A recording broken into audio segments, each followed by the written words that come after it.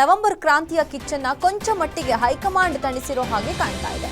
ಉಭಯ ನಾಯಕರನ್ನ ಕರೆದು ಮಾತನಾಡಿರೋ ವರಿಷ್ಠರು ಸಮನ್ವಯತೆ ಉಳಿಸಿಕೊಳ್ಳುವಂತೆ ಸಲಹೆಯನ್ನ ಕೊಟ್ಟಿದ್ದಾರೆ. ಈ ಹೊತ್ತಲ್ಲೇ ವಿಧಾನಸೌಧದ ಕಾರ್ಯಕ್ರಮದಲ್ಲಿ ಡಿಸಿಎಂ ಡಿಕೆ ಶಿವಕುಮಾರ್ ಸಿಎಂ ಸಿದ್ದರಾಮಯ್ಯಗೆ ಉಪಹಾರಕ್ಕೆ ಆಹ್ವಾನಿಸಿದ್ದಾರೆ. ವೇದಿಕೆ ಕಾರ್ಯಕ್ರಮಕ್ಕೂ ಮುನ್ನ ತಮ್ಮ ನಿವಾಸಕ್ಕೆ ಬ್ರೇಕ್ಫಾಸ್ಟ್ಗೆ ಬರುವಂತೆ ಡಿಕೆ ಇನ್ವೈಟ್ ಮಾಡಿದ್ದು, ಇದಕ್ಕೆ ಸಿದ್ದರಾಮಯ್ಯ ಕೂಡ ಒಪ್ಪಿಗೆ ಸೂಚಿಸಿದ್ದಾರೆ.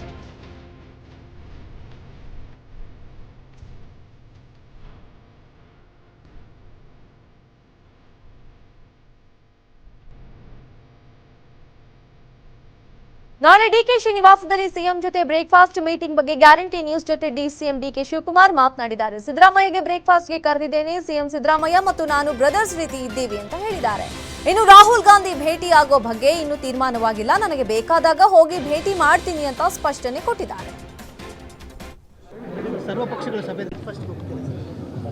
ಬ್ರೇಕ್ಫಾಸ್ಟ್ ಕರೀತೀನಿ ಕಣೆಯ, ಕರೆದಿದ್ದೀನಿ. ರಾಹುಲ್ ಗಾಂಧಿ ಅವ್ರನ್ನ ಭೇಟಿ ಆಗ್ತೀರಾ ಸರ್? ಇನ್ನ ತೀರ್ಮಾನ ಇಲ್ಲ. ಅಲ್ಲ, ಭೇಟಿ ಬೇಕಾದಾಗ ಹೋಗಿ ಭೇಟಿ ಮಾಡ್ತೀನಿ. ಸರ್ವ ಪಕ್ಷಗಳ ಸಭೆದೊಂದು ವಿಚಾರ ಚರ್ಚೆ ಆಗ್ತಾ ಇರುವಂಥದ್ದು ಸರ್. ಸರ್ವ ಪಕ್ಷಗಳ ಸಭೆದೊಂದು ಚರ್ಚೆ ಆಗ್ತಾ ಇದೆ. ಕರಿಬೇಕು ಅಂತ ಮಾಡಿದ್ದೀವಿ. ಈಗ ಸಿಎಂ ಹತ್ರ ಮಾತಾಡ್ತೀನಿ. ಬ್ರೇಕ್ಫಾಸ್ಟ್ ಕರೀತೀನಿ ಕಣೆಯ, ಕರೆದಿದ್ದೀನಿ.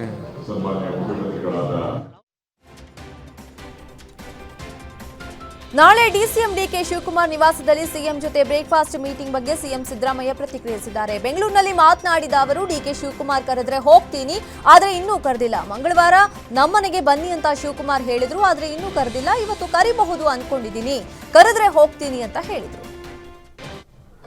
ಅವತ್ತು ಹೇಳಿದ್ರು ಮಂಗಳವಾರ ಬ್ರೇಕ್ಫಾಸ್ಟ್ ನಮ್ಮನೆಗೆ ಬಂದ್ಬಿಡಿ ಅಂತ. ಸೊ ನನಗೆ ಇವತ್ತು ಈ ಗಳಿಗೆವರೆಗೆ ಕರೆ ಬಂದಿಲ್ಲ. ಅವತ್ತು ಹೇಳಿದ್ದದು ಮೊನ್ನೆ. ಕರೆದ್ರೆ ಹೋಗ್ತೀನಿ, ಗೊತ್ತಿಲ್ಲ ಕರಿಬಹುದು, ಕರೆದ್ರೆ ಕರೀತಾರೆ ಅಂತ ಅನ್ಕೊಂಡಿದ್ದೀನಿ.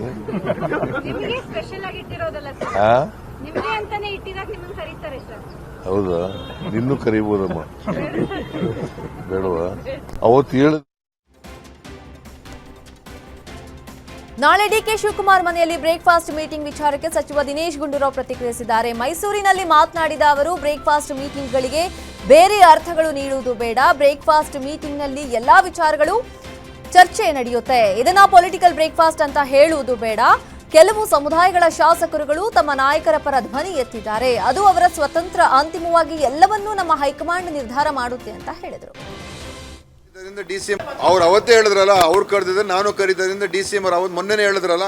ಪೊಲಿಟಿಕ್ಸ್ ನೋಡಿ, ಪೊಲಿಟಿಕಲ್ ಬ್ರೇಕ್ಫಾಸ್ಟ್ ಅಂತ ಹೇಳೋಕ್ಕಾಗಲ್ಲ. ಅದು ಬ್ರೇಕ್ಫಾಸ್ಟ್. ಅದು ಅಲ್ಲಿ ಪೊಲಿಟಿಕ್ಸು ಮಾತಾಡ್ತಾರೆ, ಬೇರೆ ವಿಚಾರ ಮಾತಾಡ್ತಾರೆ, ಎಲ್ಲ ವಿಚಾರ ಮಾತಾಡ್ತಾರೆ. ಯಾಕೆ ಮಾತಾಡೋದಿಲ್ಲ? ರಾಜಕಾರಣಿಗಳು ತಾನೆ, ಮಾತಾಡ್ತಾರೆ. ಪೊಲಿಟಿಕ್ಸ್ ಮಾತಾಡ್ತಾರೆ. ನೋಡ್ರಿ, ಹೈಕಮಾಂಡ್ ಡಿಸಿಷನ್ ಅಷ್ಟೇ, ಮುಗ್ದೋಯ್ತು. ಹೈಕಮಾಂಡ್ ಅವ್ರು ಏನು ತೀರ್ಮಾನ ಮಾಡ್ತಾರೆ ಅದಕ್ಕೆ ನಾವೆಲ್ಲರೂ ಬದ್ಧ. ಅವ್ರು ಅವತ್ತೇ ಹೇಳಿದ್ರು. ಡಿಸಿಎಂ ಡಿಕೆ ಶಿವಕುಮಾರ್ಗೆ ಸಿಎಂ ಸ್ಥಾನ ಕೊಡಿಸಲು ಸಹೋದರ ಡಿಕೆ ಸುರೇಶ್ ಕಸರತ್ತು ನಡೆಸ್ತಾ ಇದ್ದಾರೆ. ಈ ನಡುವೆ ಕೆಲವೇ ದಿನಗಳಲ್ಲಿ ಅಣ್ಣ ಸಿಎಂ ಆಗ್ತಾರೆ ಅಂತ ಡಿಕೆ ಸುರೇಶ್ ಸುಳಿವು ಕೊಟ್ಟಿದ್ದಾರೆ. ದೇವನಹಳ್ಳಿ ವಿಮಾನ ನಿಲ್ದಾಣದಲ್ಲಿ ಮಾತನಾಡಿದ ಅವರು, ಎಲ್ಲವೂ ಸುಸೂತ್ರವಾಗಿ ನಡೀತಾ ಇದೆ. ಈಗ ಒಂದು ಹಂತಕ್ಕೆ ಬಂದಿದೆ. ಹೈಕಮಾಂಡ್ ಸೂಕ್ತ ಸಮಯದಲ್ಲಿ ಸೂಕ್ತ ನಿರ್ಧಾರ ತೆಗೆದುಕೊಳ್ಳಲಿದೆ. ಡಿಕೆ ಶಿವಕುಮಾರ್ ಸಿಎಂ ಆಗುವ ಬಗ್ಗೆ ಕಾದು ನೋಡೋಣ ಅಂತ ಮಾರ್ಮಿಕವಾಗಿ ನುಡಿದಿದ್ದು, ಡಿಕೆ ಸಿಎಂ ಆಗೋದು ಪಕ್ಕ ಅನ್ನೋ ರೀತಿ ಸುಳಿವು ಕೊಟ್ಟಿದ್ದಾರೆ. ಎಲ್ಲವೂ ಕೂಡ ಸುಸೂತ್ರವಾಗಿ ಆಗ್ತಾ ಇದೆ. ಬ್ರೇಕ್ಫಾಸ್ಟ್ ಮೀಟಿಂಗ್ ಆಗಿದೆ, ನಾಳೆನೂ ಬ್ರೇಕ್ಫಾಸ್ಟ್ ಮೀಟಿಂಗ್ ಇದೆ. ಎಲ್ಲ ಒಂದು ಹಂತಕ್ಕೆ ಬರುತ್ತೆ. ಹೈಕಮಾಂಡ್ ಸೂಕ್ತ ಸಮಯದಲ್ಲಿ ಸೂಕ್ತ ತೀರ್ಮಾನ ತಗೊಳುತ್ತೆ. ಅದಕ್ಕೆ ರಾಜಕೀಯವಾಗಿ ಹೇಳೋದಕ್ಕಿಂತ ಮುಖ್ಯವಾಗಿ ಯಾರ್ಯಾರು ಯಾವ ಸಂದರ್ಭದಲ್ಲಿ ಮಠ ಬಳಸ್ಕೊಂಡಿದ್ದಾರೆ ಅನ್ನೋದು ಈ ರಾಜ್ಯದ ಜನರಿಗೆ ಗೊತ್ತಿದೆ. ಹಾಗಾಗಿ ನಾನೇನು ಹೆಚ್ಚಿಗೆ ಹೇಳ್ಬೇಕಂತ ಅವಶ್ಯಕತೆ ಇಲ್ಲ. ಸಿಎಂ ಕುರ್ಚಿ 28 ಆದ್ಮೇಲೂ ಇರ್ತದೆ, ಅದೆಲ್ಲೂ ಹೋಗೋದಿಲ್ಲ. ಪ್ರಜಾಪ್ರಭುತ್ವ ವ್ಯವಸ್ಥೆ ಇರೋವರೆಗೂ ಸಿಎಂ ಕುರ್ಚಿ ಇದ್ದೇ ಇದೆ. ಸರ್, ಈಗ ಡಿಕೆ ಶಿವಕುಮಾರ್ ಅವರು ಸಿಎಂ ಆಗುವ ಕಾಲ ಹತ್ತಿರ ಬರ್ತಿದೆ, ಕಾದ್ ನೋಡೋಣ. ಎಲ್ಲವೂ ಕೂಡ ಮೆಕ್ಕೆಜೋಳ ಖರೀದಿಯ ಬಗ್ಗೆ ಸರ್ಕಾರದ ಆದೇಶ ಪ್ರತಿಗೆ ಬೆಂಕಿ ಇಟ್ಟು ರೈತರು ಆಕ್ರೋಶ ವ್ಯಕ್ತಪಡಿಸಿದ್ದಾರೆ. ತಲಾ ಒಬ್ಬ ರೈತರಿಂದ 5 ಕ್ವಿಂಟಲ್ ಖರೀದಿಯ ಆದೇಶವನ್ನು ರಾಜ್ಯ ಸರ್ಕಾರ ನೀಡಿದ್ದು, ಇದೀಗ ಅದನ್ನು ವಿರೋಧಿಸಿ ಬೆಂಕಿ ಹಾಕಿ ಹಚ್ಚಿದ್ದಾರೆ. ಇದರ ಜೊತೆಗೆ ಅಧಿವೇಶನ ಆರಂಭಕ್ಕೆ ತೆರಳುವ ಸಚಿವರನ್ನ, ಶಾಸಕರನ್ನ ತಡೆಯೋದಕ್ಕೆ ನಿರ್ಧಾರ ಮಾಡಿದ್ದಾರೆ. ಡಿಸೆಂಬರ್ 8ರಂದು ಮೋಟೆಬೆನ್ನೂರು ರಾಷ್ಟ್ರೀಯ ಹೆದ್ದಾರಿ ತಡೆದು ಪ್ರತಿಭಟನೆಗೆ ತಯಾರಿ ನಡೆಸ್ತಾ ಇದ್ದಾರೆ. ನ್ಯಾಯ ಸಿಗುವವರೆಗೂ ರಾಷ್ಟ್ರೀಯ ಹೆದ್ದಾರಿ ಬಂದ್ ಮಾಡಲು ರೈತ ಸಂಘ ತೀರ್ಮಾನ ತೆಗೆದುಕೊಂಡಿದೆ.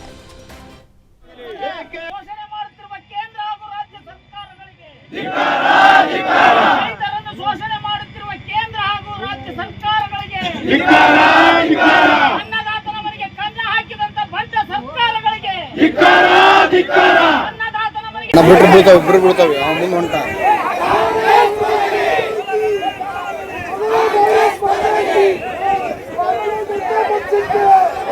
ಭಾರತ್ ಮಾತಾ ಕಿ ತೊಲಗನೆ ತೊಲಗನೆ ತೊಲಗನೆ ತೊಲಗನೆ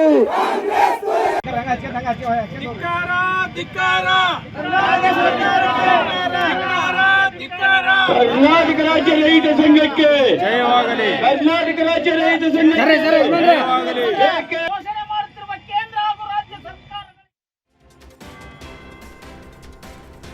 ಚಿತ್ರದುರ್ಗದಲ್ಲಿ ರಾಜ್ಯ ಸರ್ಕಾರದ ವಿರುದ್ಧ ಬಿಜೆಪಿ ರೈತ ಮೋರ್ಚಾ ನೇತೃತ್ವದಲ್ಲಿ ಬೃಹತ್ ಪ್ರತಿಭಟನೆ ನಡೆಸಲಾಯಿತು. ಮಾಜಿ ಸಚಿವ ಬಿ ಶ್ರೀರಾಮುಲು ನೇತೃತ್ವದಲ್ಲಿ ನಗರದ ನೀಲಕಂಠೇಶ್ವರ ದೇವಾಲಯದಿಂದ ಪ್ರತಿಭಟನಾ ಮೆರವಣಿಗೆ ನಡೆಸಿದರು. ರೈತರಿಗೆ ಮೆಕ್ಕೆಜೋಳ, ಶೇಂಗಾ ಬೆಂಬಲ ಬೆಲೆ ನೀಡದ ಹಿನ್ನೆಲೆಯಲ್ಲಿ ಮೆಕ್ಕೆಜೋಳ ತೆನೆ ಪ್ರದರ್ಶನ ಮಾಡಿ ಸರ್ಕಾರದ ವಿರುದ್ಧ ಆಕ್ರೋಶ ವ್ಯಕ್ತಪಡಿಸಿದ್ದಾರೆ.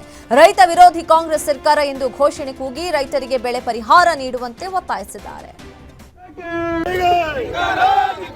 ರೈತ ವಿರೋಧಿ ಸಿದ್ದರಾಮಯ್ಯ ಸರ್ಕಾರಂತೆ ಸರ್ಕಾರ ಸರ್ಕಾರಂತೆ ಸರ್ಕಾರ ಮೆಕ್ಕೆಜೋಳ ಬೆಂಬಲ ಬೆಲೆ ನೀಡದ ಕಾಂಗ್ರೆಸ್ ಸರ್ಕಾರಕ್ಕೆ, ರೈತ ವಿರೋಧಿ ಕಾಂಗ್ರೆಸ್ ಸರ್ಕಾರಕ್ಕೆ ಬೇಕೇ ಬೇಕು, ಬೇಕೇ ಬೇಕು, ರೈತ ವಿರೋಧಿ ಕಾಂಗ್ರೆಸ್ ಸರ್ಕಾರಕ್ಕೆ.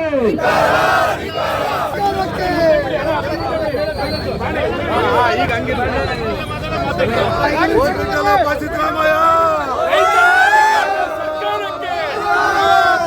ರೈತ ವಿರೋಧಿ ಕಾಂಗ್ರೆಸ್ ಸರ್ಕಾರಕ್ಕೆ, ರೈತ ವಿರೋಧಿ ಸಿದ್ದರಾಮಯ್ಯಗೆ. ಪ್ರಿಯಾಂಕ್ ಖರ್ಗೆ ಕ್ಷೇತ್ರದಲ್ಲಿಂದು ಆರ್ಎಸ್ಎಸ್ಗೆ ಕೌಂಟರ್ ಕೊಡುವ ಮೂಲಕ ಚಿತ್ತಾಪುರದಲ್ಲಿ ಭೀಮ್ ಆರ್ಮಿಯಿಂದ ಪಥಸಂಚಲನ ನಡೆಸಿದ್ದಾರೆ.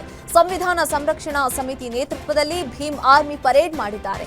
ಪಥಸಂಚಲನಕ್ಕೆ ಲಿಂಗಾಯತ ಸಮುದಾಯಕ್ಕೆ ಸಂಬಂಧಪಟ್ಟಂತೆ ಕೇಸರಿ ಬಣ್ಣದ ಫ್ಲಾಗ್ನಲ್ಲಿ ಬಸವಣ್ಣನ ಭಾವಚಿತ್ರ, ಮುಸ್ಲಿಂ ಸಮುದಾಯ ಹಸಿರು ಫ್ಲಾಗ್, ಕುರುಬರ ಅರಿಶಿನ ಬಣ್ಣದ ಫ್ಲಾಗ್ ಸೇರಿದಂತೆ ಹಲವು ಸಮುದಾಯ ಫ್ಲಾಗ್ಗಳನ್ನು ಪರೇಡ್ ಮಾರ್ಗದಲ್ಲಿ ಅಳವಡಿಸಿದರು. ಸಂವಿಧಾನ ಸಮಾವೇಶದಲ್ಲಿ ಹಲವು ಸಮುದಾಯ ಹಾಗೂ ಸಂಘಟನೆಗಳು ಸಾಥ್ ನೀಡಿದೆ. ವಿವಿಧ ಬೇಡಿಕೆಗಳನ್ನು ಈಡೇರಿಸುವಂತೆ ಆಗ್ರಹಿಸಿ ತುಮಕೂರಿನಲ್ಲಿ 8,000ಕ್ಕೂ ಹೆಚ್ಚು ಮಹಿಳೆಯರು ಅನಿರ್ದಿಷ್ಟಾವಧಿ ಅಹೋರಾತ್ರಿ ಧರಣಿ ಕೈಗೊಂಡಿದ್ದಾರೆ. ರಾಜ್ಯ ಅಕ್ಷರ ದಾಸೋಹ ನೌಕರರ ಸಂಘ, ರಾಜ್ಯ ಅಂಗನವಾಡಿ ನೌಕರರ ಸಂಘ ಹಾಗೂ ಆಶಾ ಕಾರ್ಯಕರ್ತೆಯರ ಸಂಘ ಒಟ್ಟಾಗಿ ಹೋರಾಟ ನಡೆಸಿದ್ದಾರೆ. ಸಚಿವ ಸೋಮಣ್ಣ ಅವರ ಕಚೇರಿ ಮುಂದೆ ಪೊಲೀಸರು ಪ್ರತಿಭಟನೆ ಅವಕಾಶ ನೀಡದ ಹಿನ್ನೆಲೆಯಲ್ಲಿ ತುಮಕೂರಿನ ಟೌನ್ ಹಾಲ್ನಲ್ಲಿರುವ ಡಾಕ್ಟರ್ ಬಿಆರ್ ಅಂಬೇಡ್ಕರ್ ಪುತ್ಥಳಿ ಮುಂದೆ ಧರಣಿ ಕುಳಿತಿದ್ದಾರೆ. ಈ ಸಂದರ್ಭದಲ್ಲಿ ಸಚಿವರು ಬಂದು ಮನವಿ ಸ್ವೀಕರಿಸುವಂತೆ ಮಹಿಳೆಯರು ಆಗ್ರಹಿಸಿದ್ದಾರೆ. ಅಕ್ರಮ ಅನ್ನಭಾಗ್ಯ ಯೋಜನೆಯ ಅಕ್ಕಿ ಮಾರಾಟ ಮಾಡ್ತಾ ಇದ್ದವರಿಗೆ ಆಹಾರ ಅಧಿಕಾರಿಗಳು ಶಾಕ್ ಕೊಟ್ಟಿದ್ದಾರೆ. ದಾವಣಗೆರೆ ಜಿಲ್ಲೆ ಹರಿಹರ ಸಮೀಪದ ಪ್ರಶಾಂತ್ ನಗರ ಚಾನಲ್ ಬಳಿ ಅಕ್ರಮ ಅಕ್ಕಿ ಮಾರಾಟ ಮಾಡ್ತಾ ಇದ್ರು. ಖಚಿತ ಮಾಹಿತಿಯ ಆಧಾರದ ಮೇರೆಗೆ ಅಧಿಕಾರಿಗಳು ದಾಳಿ ನಡೆಸಿದ್ದಾರೆ. ದಾಳಿ ಸಂದರ್ಭದಲ್ಲಿ ಬರೋಬ್ಬರಿ 50 ಕೆಜಿಯ 48 ಚೀಲಗಳನ್ನು ವಶಕ್ಕೆ ಪಡೆದಿದ್ದಾರೆ. ಹರಿಹರ ತಾಲೂಕಿನಲ್ಲಿ ಆಹಾರ ನಿರೀಕ್ಷಕ ನರ್ಜುಲಾ ಹಾಗೂ ಜಗದೀಶ್ ನೇತೃತ್ವದಲ್ಲಿ ಕಾರ್ಯಾಚರಣೆ ನಡೆಸಿ ಯೂನುಸ್, ಇಮಾಮ್ ಉಲ್ಲಾ, ಬಾನುಹಳ್ಳಿಯ ಅಬ್ಬು ಮತ್ತು ಬಶೀರ್ ಎಂಬಾತನನ್ನ ಪೊಲೀಸರು ಬಂಧಿಸಿದ್ದಾರೆ. ಅಕ್ರಮ ಅಕ್ಕಿ ಸಾಗಾಟಕ್ಕೆ ಬಳಸಿಕೊಂಡಿದ್ದ ಟಾಟಾ ಏಸ್ನ ಜಪ್ತಿ ಮಾಡಿಕೊಂಡು 3 ಆರೋಪಿಗಳನ್ನ ಠಾಣೆಗೆ ಹಾಜರುಪಡಿಸಿದ್ದಾರೆ. ಘಟನೆಗೆ ಸಂಬಂಧ ಹರಿಹರ ನಗರ ಟೌನ್ ಪೊಲೀಸ್ ಠಾಣೆಯಲ್ಲಿ ಪ್ರಕರಣ ದಾಖಲಾಗಿದೆ. ಫುಲ್ ಲೋಡ್ ಅಕ್ಕಿ ಇದೆ. ಒಂದು 35-40 ಚೀಲದ ಮೇಲೆ